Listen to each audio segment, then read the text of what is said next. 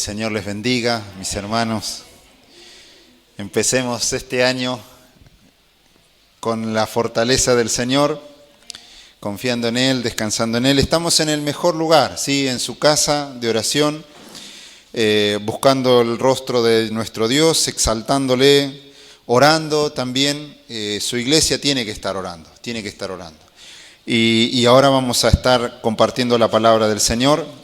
Y vamos a continuar en Juan capítulo 17. Hay una oración maravillosa allí que seguramente no la vamos a agotar en una predicación porque sería muy difícil para nosotros, ¿eh? Es una oración muy profunda que tiene muchísimo para aprender. De hecho, todos los capítulos que hemos estado viendo de Juan, siempre va a haber algo nuevo para aprender allí, para sumergirse, ¿sí? Recuerdan que cuando veíamos el material de discipulado aprendíamos allí que no hay verdades nuevas, no hay cosas nuevas que nosotros tenemos que andar buscando, sino que simplemente las que Dios nos ha mostrado las vamos profundizando, ¿sí? Y si usted nuevamente va al Evangelio según Juan o la próxima vez que se predique el Evangelio según Juan, se va a poder ir profundizando más y más y más, en lo que Dios nos muestra en su palabra. Entonces en el capítulo 17 estamos en el mismo acontecimiento. El Señor está con sus discípulos en el aposento alto. Venía de darle varias exhortaciones, ¿se acuerdan de cómo tenía que ser la relación de los discípulos con el Señor? Les da la parábola de la vid y los pámpanos. ¿Cómo era la relación? ¿Cómo debía ser la relación entre ellos? Y les dijo que se debían amar los unos a los otros y lo repitió, Y después, ¿cuál era la relación que ellos debían tener con el mundo? ¿Sí? Que no eran del mundo. Y estuvimos viendo varios puntos importantes allí de cómo la iglesia no debe secularizarse, ¿sí? No debe estar allí relacionada con el mundo, porque estamos contra el mundo, ¿sí? Y veíamos la provisión de Dios para todo esto, que es el capítulo 16, y es el Espíritu de Dios en nosotros. Dios no nos ha dejado a merced de nuestras propias fuerzas para ver y para luchar contra todos estos desafíos, sino que nos ha hecho templo del Espíritu Santo, Y el Espíritu Santo es la provisión, gloriosa provisión que Dios ha puesto sobre los creyentes para vivir esta vida cristiana. Y en el capítulo 17 vamos a ver la oración de nuestro Señor Jesucristo en favor, primero, podemos decir, por sí mismo, ¿sí? Esto lo vamos a profundizar, pero primero vamos a ver cómo el Señor ora por sí mismo. Luego vamos a ver cómo el Señor ora por los discípulos que están allí, ¿no es cierto?, por los apóstoles.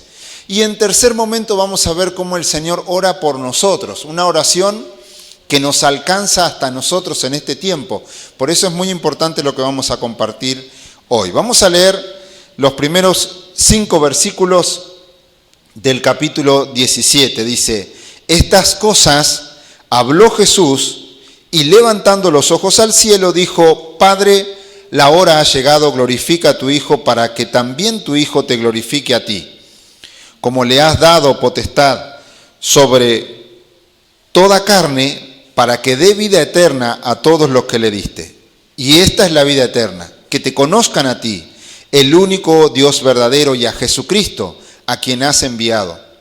Yo te he glorificado en la tierra, he acabado la obra que me diste que hiciese. Ahora pues, Padre, glorifícame tú al lado tuyo con aquella gloria que tuve contigo antes que el mundo fuese.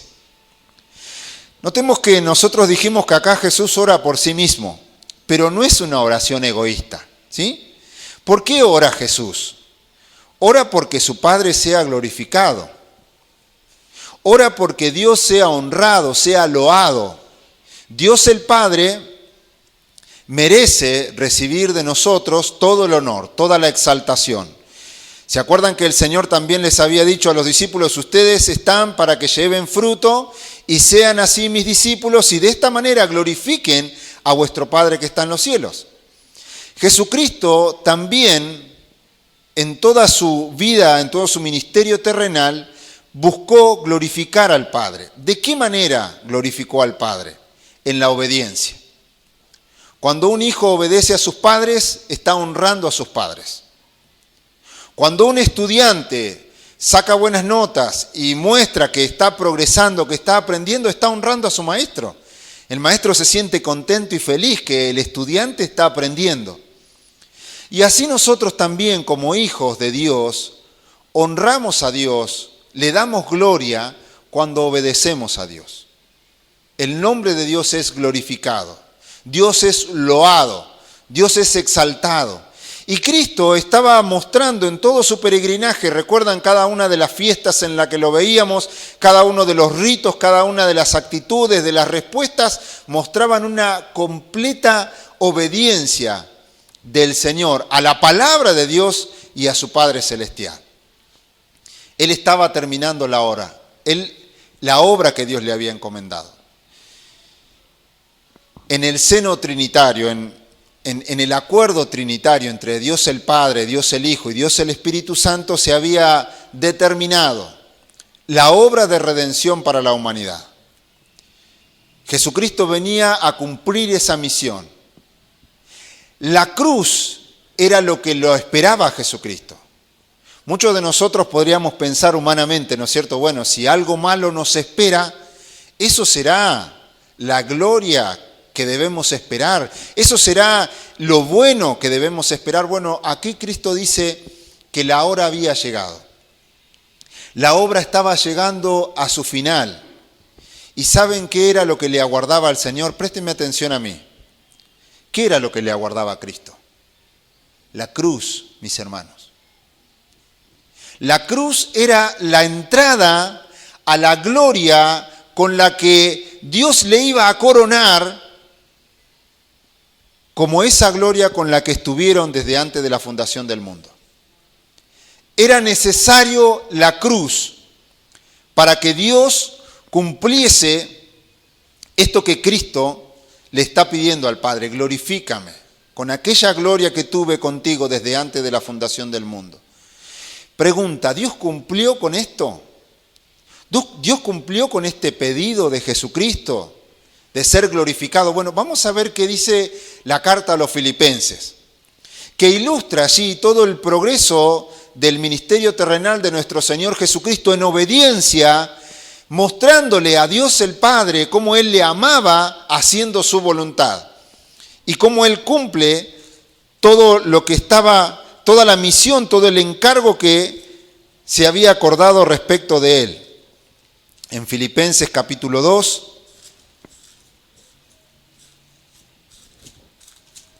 versículo del 5 al 11 dice: haya pues en vosotros este sentir que hubo también en Cristo Jesús. Un segundito acá, frenemos. El apóstol Pablo les está mostrando el sentir que hubo en Cristo, este sentir de despojarse de todos sus privilegios, de toda la pompa, de todo lo que él verdaderamente se merecía. Jesucristo, como Hijo de Dios, como Dios mismo, ¿se merecía que le hicieran todo lo que le hicieron? No se lo merecía, ¿verdad? Él no se merecía que lo escupieran, él no se merecía que lo maltrataran, él no se merecía de que lo infamaran, que lo desprestigiaran, que aún del círculo íntimo lo traicionaran. Él no merecía nada de eso. Sin embargo, Jesucristo lo sufrió por nosotros, mostrando así, como veíamos en el capítulo 13, su amor hasta el final. En todo tiempo Cristo estuvo mostrando su amor por la humanidad.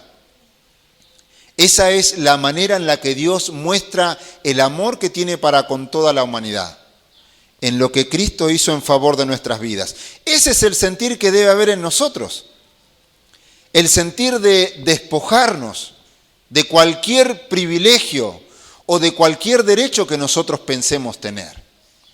¿Por qué? ¿Será Dios que quiere vernos mal y que quiere vernos apabullados y entristecidos y sufrientes? No, Dios nos lleva por un camino excelente.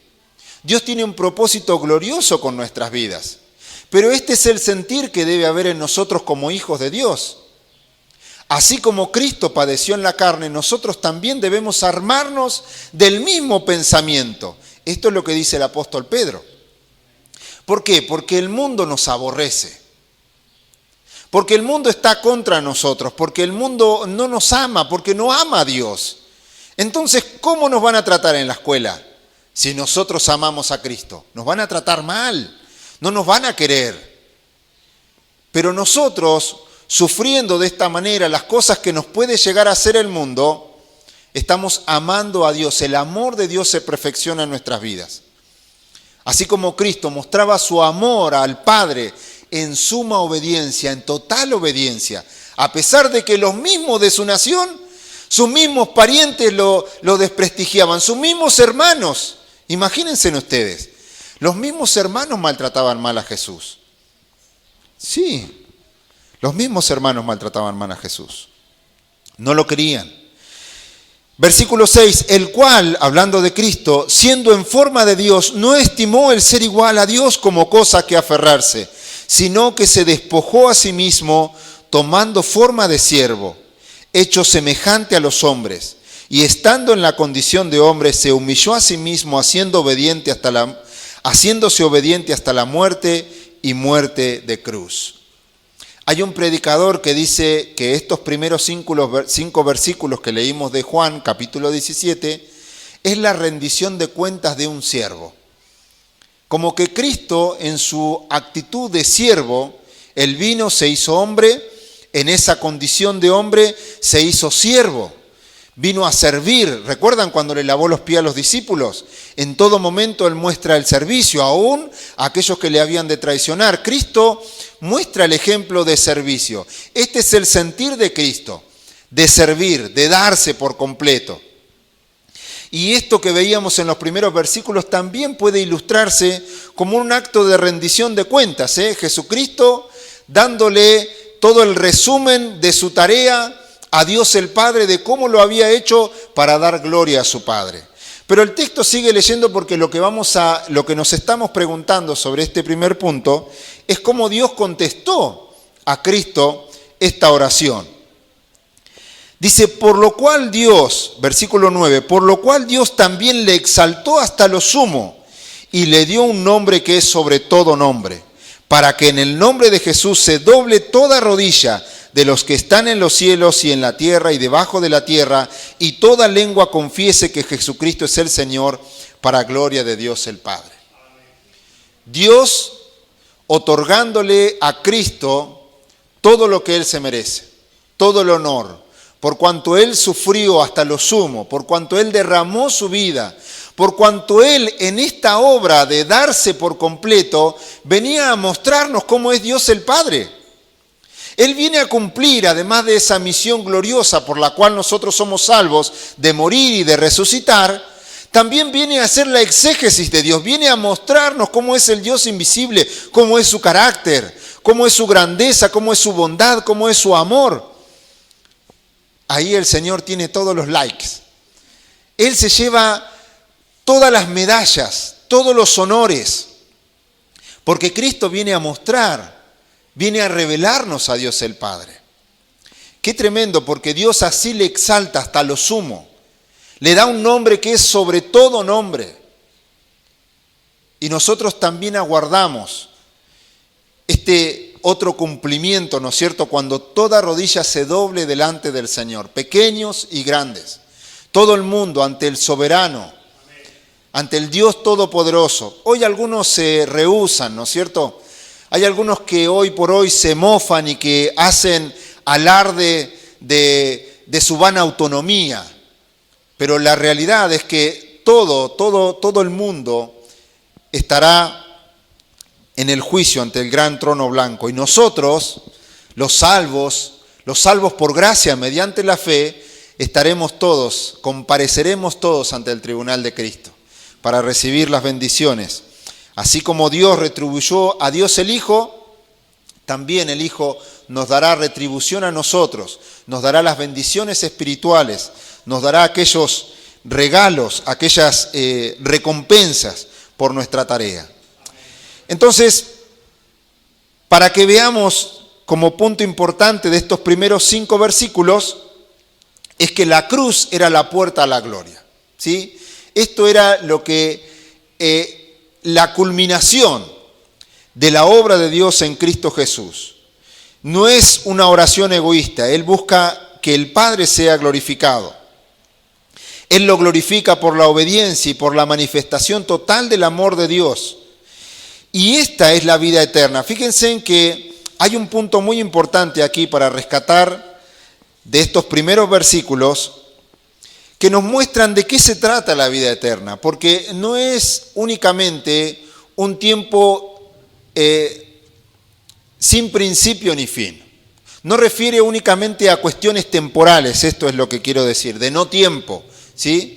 No refiere únicamente a ese tipo de cuestiones. Cuando hablamos de la vida eterna, aquí el Señor nos explica en el versículo 3, dice, y esta es la vida eterna, que te conozcan a ti, el único Dios verdadero, y a Jesucristo, a quien has enviado. La vida eterna tiene que ver con la vida de Dios, tiene que ver con todo lo que Dios tiene para comunicarnos a nosotros. Jesucristo mismo es la vida para nosotros. Por eso Él es todo lo que plenamente nosotros necesitamos. Por eso cuando Pablo dice en Colosenses que estamos completos en Él, se refiere a una completud total, no únicamente de una vida biológica y de una vida que trasciende el tiempo, sino de una vida de total completud en cada área que a nosotros nos pueda pasar por la mente. Cristo lo llena todo. Él es aquel que lo llena todo en nuestra vida. Esta es la vida eterna, que te conozcan a ti. Y este conocer no tiene que ver con un conocer intelectual, sino que nos lleva a la intimidad. Es decir, más adelante vamos a ver cómo Jesucristo ejemplifica esto con que yo en ti, tú en mí, nosotros en ellos en nosotros. Es decir, hay una unión maravillosa entre los creyentes y Dios y entre los creyentes entre sí, porque a eso estamos llamados a vivir, de esta comunión gloriosa que Dios nos ha regalado en Cristo Jesús. Esto es altísimo para nuestra comprensión. Es decir, de una manera intelectual es muy difícil bajarlo, es muy difícil que nosotros lo comprendamos. Esto es algo que experimentalmente está en el cuerpo de Cristo. Cuando usted se siente en armonía, ligado con su hermano, pensando en la obra del Señor, pensando en la congregación, cuando usted siente que si no viene a la iglesia algo le está faltando, si usted no sabe cómo están sus hermanos, algo le está pasando. Esto es la parte de la experiencia, ¿sí? Cuando nuestro hermano está mal, también hay algo en mí que se duele. Bueno, esto se puede explicar de manera teológica, pero a la vez es más comprensible para nosotros en la experiencia cotidiana, ¿sí? Es algo glorioso, algo tremendo. La segunda parte es cómo Cristo ora por sus discípulos. En este primer momento por los más inmediatos, es decir, por los apóstoles que estaban allí. Y eso se encuentra desde el versículo 6 al 19, y leo. Dice, he manifestado tu nombre a los hombres que del mundo me diste. Tuyos eran y me los distes, y han guardado tu palabra. Ahora han conocido que todas las cosas que me has dado proceden de ti. Porque las palabras que me diste les he dado y ellos las recibieron y han conocido verdaderamente que salí de ti y han creído que tú me enviaste. Yo ruego por ellos, no ruego por el mundo, sino por lo que me diste, porque tuyos son. Y todo lo mío es tuyo y lo tuyo mío y he sido glorificado en ellos. Y ya no estoy en el mundo, mas estos están en el mundo. Y yo voy a ti, Padre Santo. A los que me has dado, guárdalos en tu nombre, para que sean uno, así como nosotros. Cuando estaba con ellos en el mundo, yo los guardaba en tu nombre. A los que me diste, yo los guardé, y ninguno de ellos se perdió, sino el hijo de perdición, para que la Escritura se cumpliese. Pero ahora voy a ti, y hablo esto en el mundo, para que tengan mi gozo cumplido en sí mismo.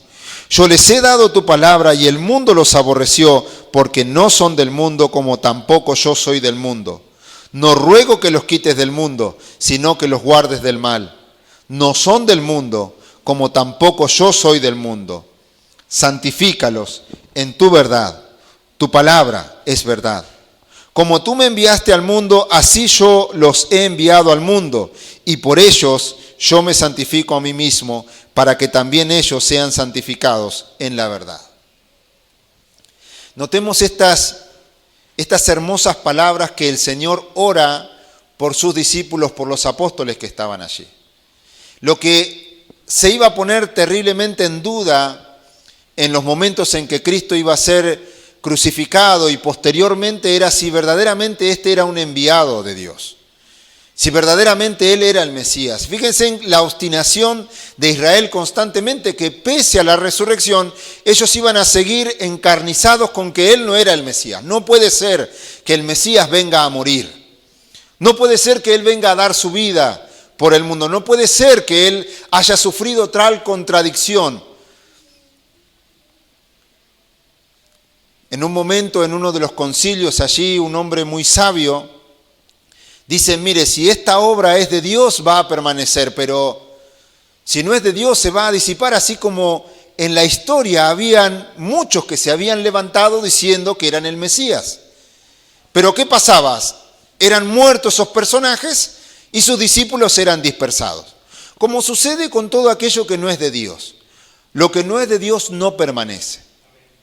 Pero este hombre instruido allí en el libro de los Hechos le dice, si esta obra es de Dios, no vaya a ser cosa que ustedes se encuentren peleando contra Dios, porque Dios la va a sostener. Y así fue.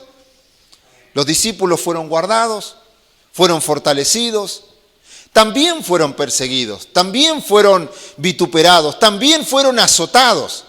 Ellos en muchos momentos muestran este gozo y esta alegría de haber sido tenidos dignos de participar de los padecimientos de Cristo. Y se sentían gozosos, alegres. Uno podría decir en una primera instancia, pero ¿cómo? El Señor no los guardó del todo. No, habían cosas que ellos debían pasar como discípulos. Ellos también debían estar conociendo y desarrollándose en su propio crecimiento, en su propia experiencia con el evangelio glorioso que les había sido encomendado. Y allí estaba el poder de Dios para sustentarles. Si hay algo que impactó al mundo en medio de los martirios, en medio de la persecución, eran cómo ellos se iban alegres cantando al Señor, con una sonrisa, cantando al Señor en medio de ser devorados por los leones, de ser prendidos fuego. Miren, hermanos, ese es el poder de Dios en la vida del creyente. Que en medio de la tristeza, en medio del dolor, en medio de la angustia, el gozo del Señor es la fortaleza del cristiano. La alegría de saber que no somos de este mundo, que nos aguarda una patria celestial, que no importa lo que nos toque padecer en este mundo, en el cuerpo, porque nos aguarda una gloria celestial por los siglos de los siglos. Hemos tenido la bendición con mi esposa de ir a algunos funerales de cristianos y de encontrarnos con el rostro allí del cuerpo en el cajón, en el ataúd, mejor, más, estaba buscando una palabra más, en el ataúd y caras sonrientes de personas que han partido a la presencia del Señor con gozo en su corazón. Entonces vemos la mano, la respuesta de Dios a esta oración intercesora de nuestro Señor Jesucristo, en dar poder. La iglesia del Señor Jesucristo nace con el poder del Espíritu Santo. Y es ese poder el que nos sigue sustentando. Mis hermanos, no estamos hablando aquí de shows, no estamos hablando aquí de encantamiento metodológico, sino que estamos hablando del poder que se hace evidente en medio de las tribulaciones. Estamos hablando del poder que sostiene al creyente en medio de la debilidad. Porque cuando soy débil, entonces soy fuerte. Yo he escuchado algo tan absurdo que voy a abrir un paréntesis acá. Para muchos que no toleran este tipo de enseñanzas, dicen que Pablo estaba equivocado. Que Pablo estaba equivocado con todo lo que enseñaba. Por eso él no era verdaderamente un apóstol de Jesucristo. Y dicen que los verdaderos apóstoles de Jesucristo son los que predican en este tiempo otro tipo de enseñanza.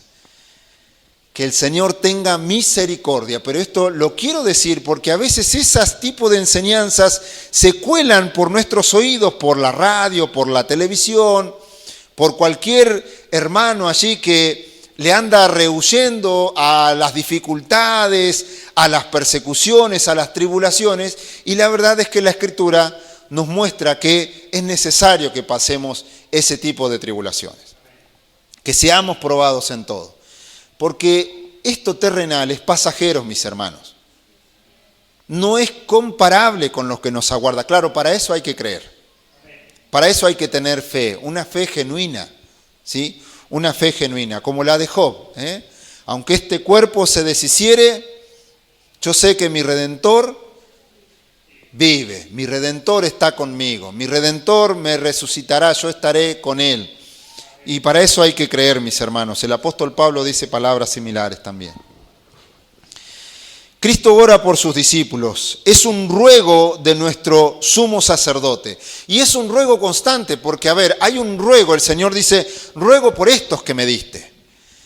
Estos que estaban allí eran un regalo del Padre hacia el Hijo. Quedémonos con algunas frases porque estas frases, algunas las vamos a repetir al final para cerrar este capítulo 17. Los creyentes son un regalo de Dios al Padre. Es un regalo de Dios el Padre a Dios el Hijo, perdón. Es decir, Dios le está regalando. ¿Se acuerdan cuando nuestro hermano Gaspar nos mostraba, nos compartía la carta a los Efesios? La iglesia es esa joya que Dios el Padre le entrega a Cristo. Esa joya gloriosa, comprada a precio de sangre. Somos nosotros el regalo que Dios el Padre le hace a Dios el Hijo. Tuyos eran, me los diste. El Señor intercede, hace un ruego constante, y acá podemos ver esta actitud del sumo sacerdote, tal cual como vemos en Hebreos capítulo 7, versículo 25. Jesucristo es nuestro sumo sacerdote. Está puesto a la diestra de Dios el Padre, y así como lo vemos aquí, orando por sus discípulos, se encuentra realizando intercesiones por todos los creyentes en todo tiempo. Dice en el capítulo 7 de Hebreos, versículo 25, dice, por lo cual puede también salvar perpetuamente a los que por él se acercan a Dios, viviendo siempre. Es decir, no es de vez en cuando. Este ruego es un ruego constante de nuestro sumo sacerdote, nuestro Señor Jesucristo, nuestro representante delante de Dios y el que nos representa a Dios aquí en esta tierra con todo lo que nos ha enseñado, con todo lo que vemos en Cristo, es la representación del Dios invisible. Dice, viviendo siempre para interceder por ellos. Es decir, este ruego no se queda acá. Este ruego continúa por nosotros, en ser guardados del mal, en ser librados, en ser custodiados, en ser preservados, en ser santificados. En el versículo 10 vemos una doble pertenencia, dice, y todo lo mío es tuyo. Es decir, esto que Dios le da al Hijo, que Dios el Padre le da a Dios el Hijo, también le pertenece a Dios el Padre. Y todo lo mío es tuyo y lo tuyo mío. Y he sido glorificado en ellos. Mis hermanos, miren, como para que nuestra confianza se encuentre fortalecida, pensemos esto, por favor. Somos de Dios, amén, somos de Dios. También somos de Cristo, pero también podemos añadir que somos del Espíritu Santo. Dice la Escritura que el Espíritu de Dios nos anhela celosamente. ¿Ignoramos esto nosotros? Santiago en el capítulo 4, versículo 5 les dice a los creyentes, ¿ignoran ustedes que el Espíritu de Dios los anhela celosamente? Es decir, el Espíritu de Dios allí está tratando con nosotros, resguardándonos, preservándonos, guiándonos, orientándonos, amonestándonos, orientándonos a la santidad, guiándonos a la santidad, a la voluntad de Dios, y va a estar constantemente tironeando de nosotros en nuestro interior, en nuestro hombre interior. estimulándonos. Por eso el pecado para el creyente es algo que tiene un total despropósito. No hay bienestar para el creyente en el pecado. Porque el Espíritu Santo está allí amonestando y guiándonos. Entendemos cuando Él dice que nos anhela celosamente, ¿no? Es decir, Él quiere que nosotros seamos de su propiedad exclusiva. Él nos quiere poseer por completo, Él quiere llenarnos por completo. Dios mismo en nosotros, impulsándonos, estimulándonos hacia Él, hacia la santidad, hacia buscarle, hacia amarle, hacia dedicarnos a Él. Por eso no se sienta extraño si cada mañana usted tiene el deseo de orar. Simplemente tiene que arrodillarse y orar.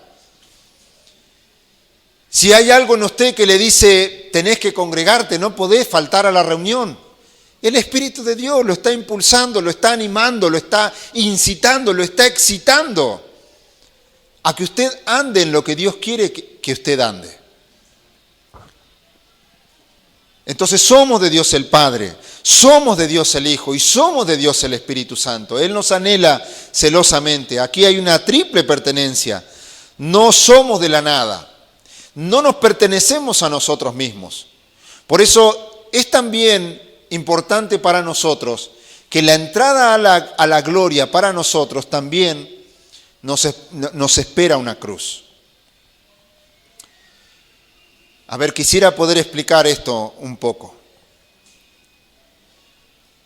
Para que nosotros entremos a la vida que Dios tiene para nosotros, debemos lograr que esa cruz que nos aguarda nosotros la carguemos. El apóstol Pablo lo ilustra de esta manera: porque para mí el vivir es Cristo. Porque en Cristo para el mundo estoy crucificado. Es decir, yo y el mundo no tenemos nada de relación, porque mi vida se encuentra en Cristo. Es decir, para gozar y disfrutar de lo que Dios tiene para nosotros en esta vida, debemos entender que la expresión de nuestro andar debe ser: con Cristo estoy juntamente crucificado. Y lo que vivo en la carne, es decir, lo que me resta en este mundo, lo vivo en la fe del Hijo de Dios. Esto es para lograr andar, para vivir y gozar y entregarnos por completo a lo que el Espíritu quiere hacer con nosotros. Esto que quiere hacer de guiarnos, de que andemos en el Espíritu. Porque por medio del Espíritu, andando en el Espíritu, es como hacemos morir las obras de la carne. No hay otra forma. Andando en el Espíritu de Dios, hacemos morir lo terrenal en nosotros.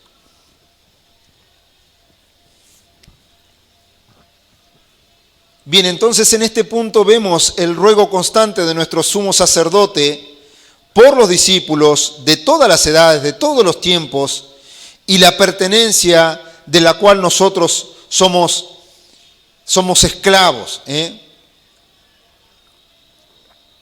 somos cautivos, sea que vivamos o que muramos, del Señor somos. Y el tercer punto que vamos a ver, lo vamos a encontrar desde el versículo 20 al 26 y ya vamos a estar terminando. Porque dice lo siguiente esta oración del sumo sacerdote, nuestro Señor Jesucristo, nuestro gran sumo sacerdote. Mas no ruego solamente por estos, sino también por los que han de creer en mí por la palabra de ellos, para que todos sean uno, como tú, oh Padre, en mí y yo en ti, que también ellos sean uno en nosotros, para que el mundo crea que tú me enviaste. La gloria que me diste yo les he dado, para que sean uno, así como nosotros somos uno. Yo en ellos y tú en mí, para que sean perfectos en unidad. Para que el mundo conozca que tú me enviaste y que los has amado a ellos como también a mí me has amado. Padre, aquello que me has dado, quiero que donde yo estoy, también ellos estén conmigo, para que vean mi gloria que me has dado, porque me has amado desde antes de la fundación del mundo. Padre justo, el mundo no te ha conocido, pero yo te he conocido y estos han conocido que tú me enviaste. Y les he dado a conocer tu nombre y lo daré a conocer aún, para que el amor con que me has amado esté en ellos y yo en ellos.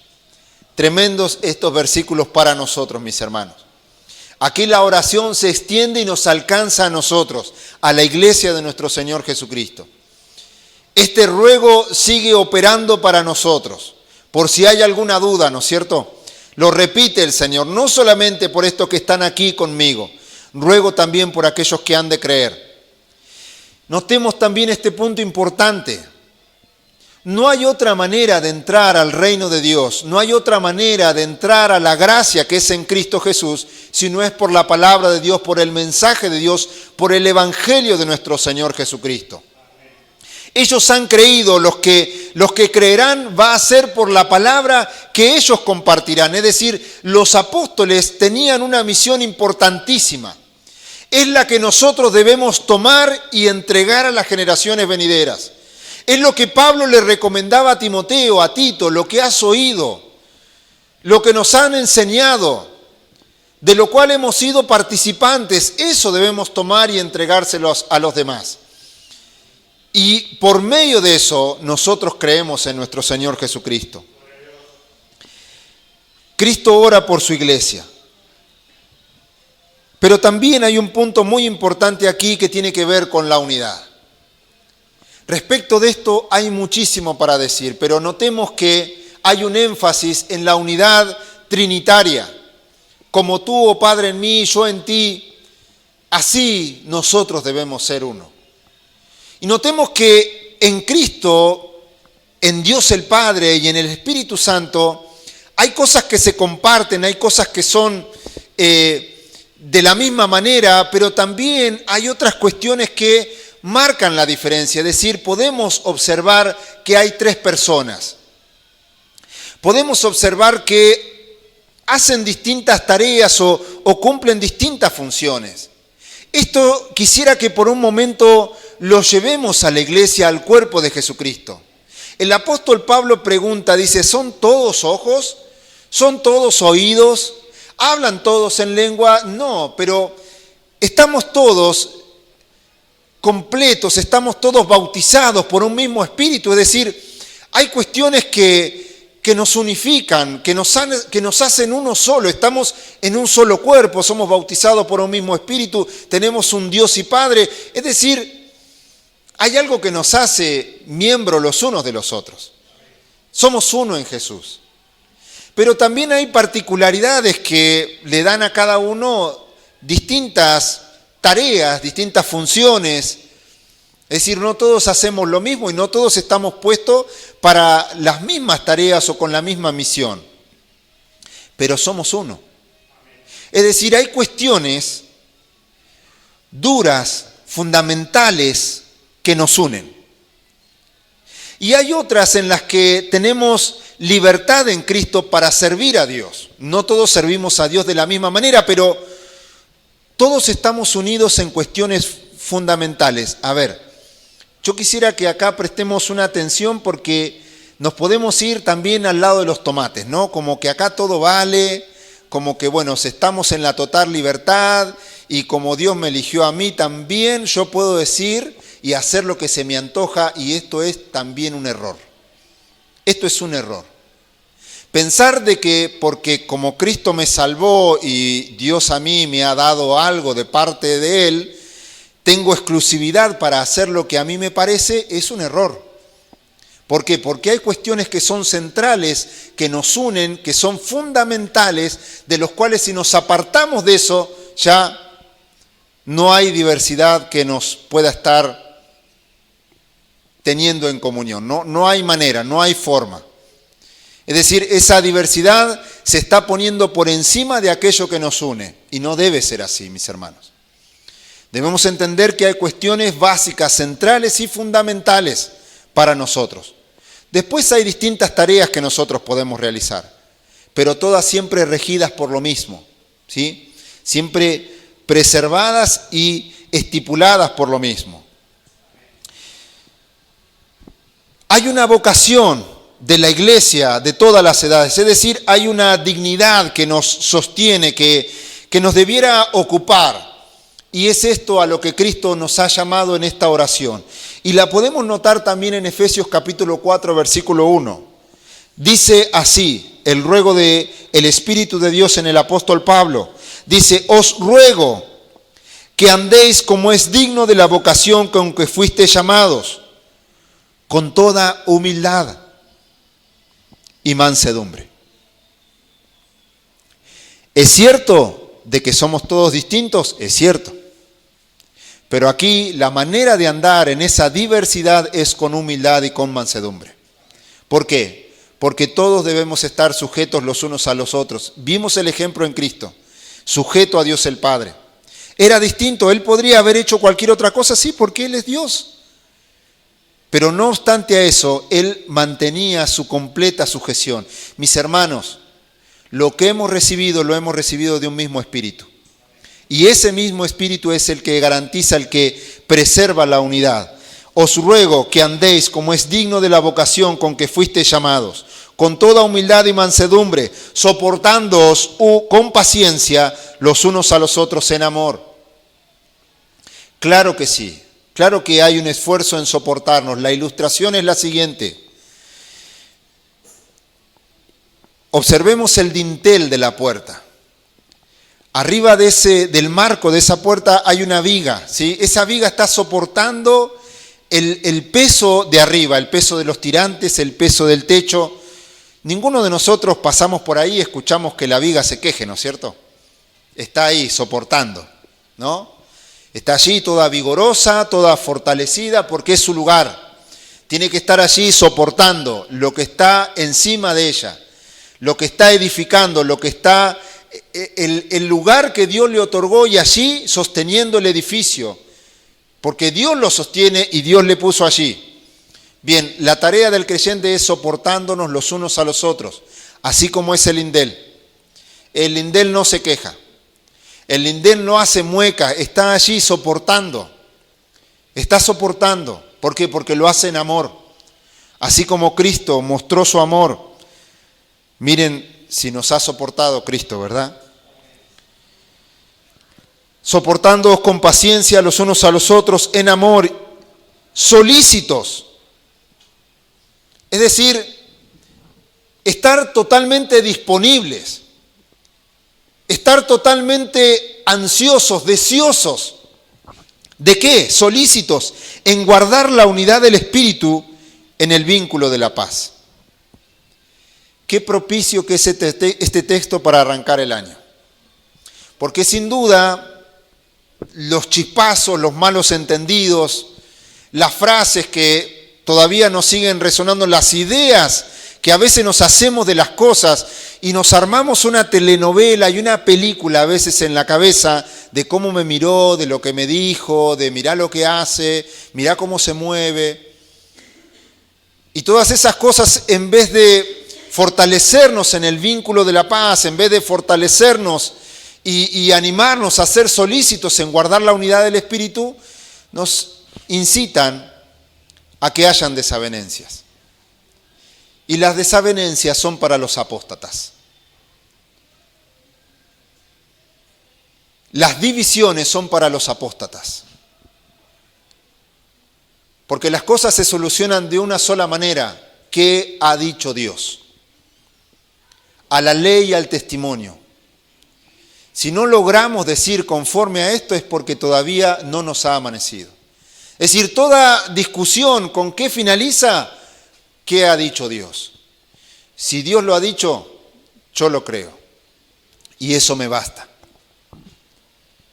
Pero hoy, en tiempos de tanta libertad de expresión, de tanto liberalismo, de tanto libertinaje, es difícil comprender estas cosas. Por eso es necesario recordarlas, es necesario establecerlas. Solícitos en guardar la unidad del Espíritu en el vínculo de la paz. Esta oración, mis hermanos, es una oración gloriosa para nosotros. Ustedes vean a Dios el Hijo orando. Si Dios el Hijo ha orado, ¿qué tenemos que hacer nosotros? Orar. si Dios el Hijo lo ha hecho, nosotros debemos tener el hábito de la oración, ¿sí? Debemos orar. Les recomiendo de paso un libro de Dwight Moody sobre la oración. ¿Cómo? La oración que prevalece, sí, la oración que prevalece. Está en audiolibro, ¿sí? La oración que prevalece, pónganlo ahí en YouTube, audiolibro, espectacular, muy, muy buen libro, todavía no lo terminé de escuchar, pero muy buen libro. Y traje para compartirles 5 puntos que, ahora no me acuerdo qué comentarista lo dijo, Warren Wiersbe. Toca 5 puntos él para que nosotros podamos ver en esta oración el cuidado de Dios para con nosotros. Miren, primero en el versículo 2 vemos que los creyentes son el regalo de Dios el Padre al Hijo. ¿Ok? Cada uno de nosotros somos el regalo de Dios el Padre a Dios el Hijo.